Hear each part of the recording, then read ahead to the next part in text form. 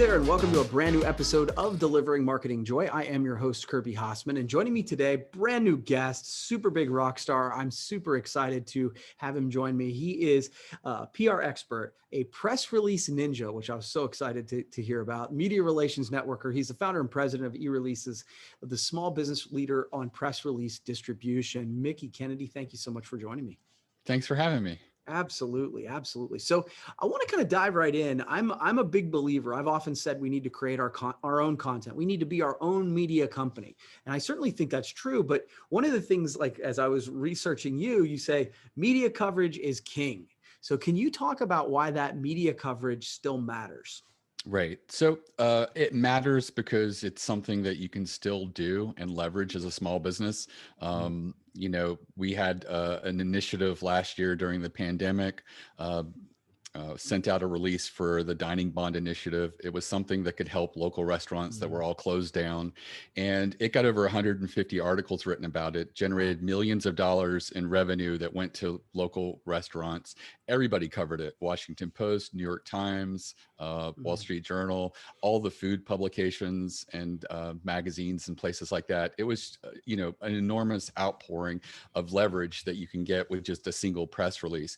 And you can't really replicate that with a marketing or ad campaign out there. But, that is extreme. I think that the more common examples that we see is there's a company that does surveys and studies, which is a great thing that anyone can do. But they do them industry specific, and they cover a lot of different industries in their business. And so they are releasing like 40 surveys a year, and each one's getting between 8 and 14 articles that are including what's in that survey. They're very good at asking the right questions at the right time. Coming out of the pandemic, there's a lot of questions asking about how in this industry people are adapting, what are their budgets going forward? Are they beginning to cut back? Are they spending, allocating more money for labor and things like that? So if you can sort of grasp what are the important questions in your industry, anybody can put out a survey or study. What trips a lot of people up is, I don't know who to send it to, but there's trade associations out there. We had a local auto repair shop in Pennsylvania that was just looking for auto industry links, and an SEO guy had recommended us. And I said, a press release is not going to work for you unless you're really newsworthy. We could put together a survey or study, and they went along with it. I recommended an independent small trade association. They sent it to their members for free. We did say we're going to mention them in the press release, and the small trade associations get no love. So if they're getting some promotion, they're seeing it as a win-win. About 800 members participated in the survey. We had a crazy question in there. It was like, what's the strangest thing a customer left in their car while being repaired? And it was just an open field. And that was the list of those crazy things is what really, got a viral movement and lift with them. They got over 10 auto industry trade publications linking to them.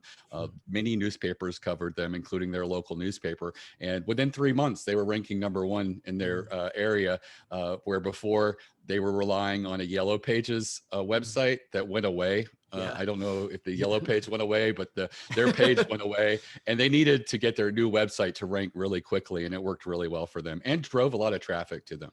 Yeah, it seems like it's almost like creating your own content, your surveys, stuff like that's step one. But this is the way that by getting media coverage, it helps you leverage that and take it to the next level. Sort of is right. And we combine sending our press releases out via email, as well as a newswire distribution. The newswire is got a large range, but you're competing against a lot of people. So you want to make sure what you're getting out there is a higher threshold of newsworthiness, or that you're really playing up the important part of your announcement.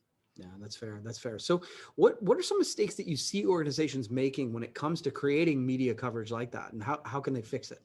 Well, we get a lot of press releases that are, here is Becky and she's a new hire and at this position. And it's unfortunate to spend real money sending that out over a service like ours because very few people are going to be interested in it. Right. Likely one trade publication and maybe your local newspaper. You can email them directly. It's not rocket science. It's two contacts. You can find out who they are and email them and say, hey, we just hired this great person. We'd love for you to include it. That's a better use of your time and energy. Don't write press releases that are just safe and you're not really moving the needle. So many people just go along with what everybody else is saying. But if, for example, you're willing to be contrarian or point out the actual cons or downside to something that's trending very well, you stand a really good chance of getting picked up through that, just being part of the debate. Everybody's like pro, being environmental, electric cars. But if you're the level-headed person who reasonably comes across and says, well, I think, electric cars is a great goal. I'm not sure we're ready there yet. The minerals used to make these batteries come out of the most non-environmental friendly way, as well as the labor practices. And plus, we haven't solved what we're going to do with those batteries at the end of their life. Are we just creating more environmental problems?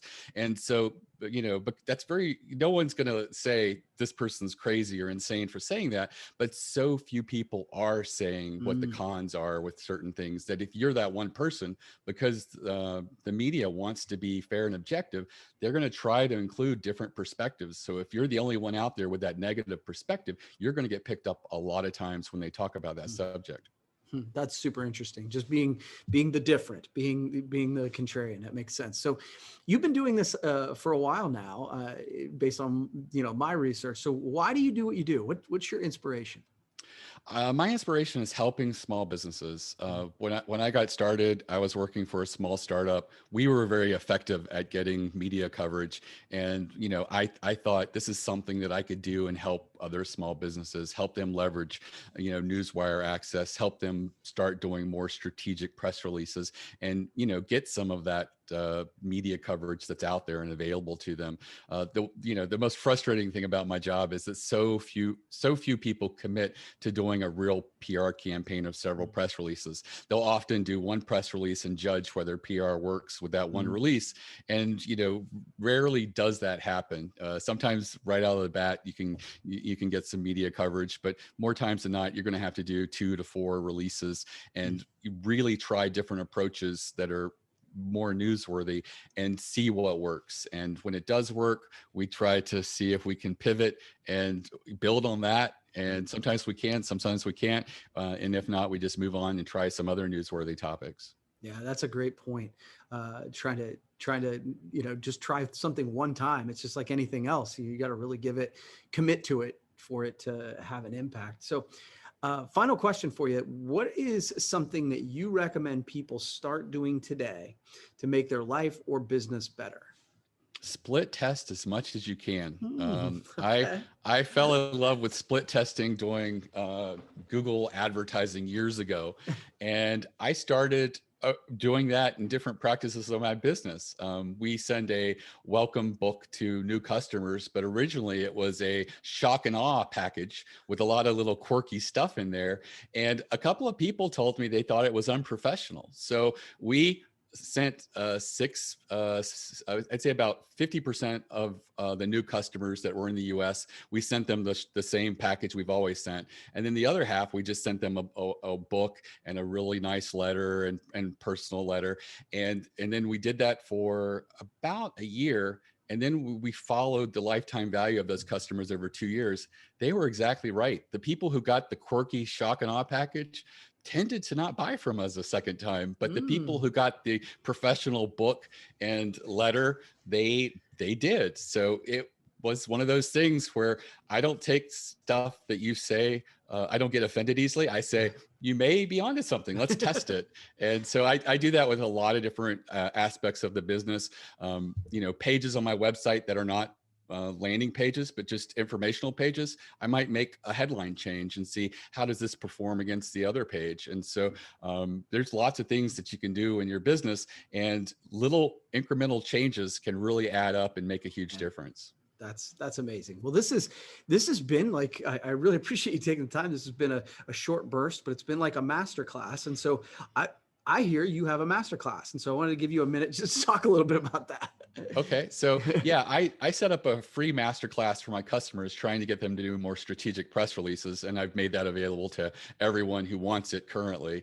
And it's at ereleases.com/plan, PLAN. And it's basically less than an hour. It walks you through a lot of different newsworthy scenarios that most anyone could implement.